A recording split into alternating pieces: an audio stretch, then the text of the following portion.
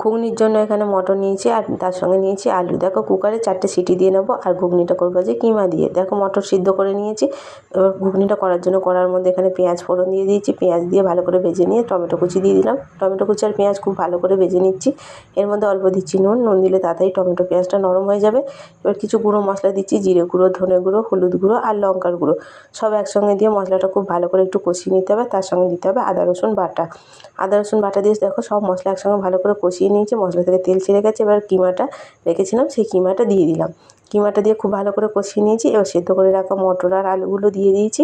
দিয়ে পরিমাণ মতো নুন আর অল্প দিচ্ছি আর একটু হলুদ দিয়ে খুব ভালো করে একসঙ্গে কষিয়ে নিতে হবে। দেখো কষানো হয়ে গেছে, জল ঢেলে দিচ্ছি। ঢাকা দিয়ে একটু ভালো করে ফুটিয়ে নেবো। তারপর ঢাকা দিয়ে ফুটিয়ে নিয়েছি। নামানোর আগে অল্প দিচ্ছি গরম মশলা। স্কুল কলেজ বা রাস্তার ধারে তো আমরা ঘুগনি সবাই খেয়ে থাকি। এইভাবে বাড়িতেই ঝটপট করে ঘুগনি বানিয়ে নিতে পারো কিমা দিয়ে, দারুণ স্বাদের হয়। দেখো ঘুগনি একদম রেডি হয়ে গেছে।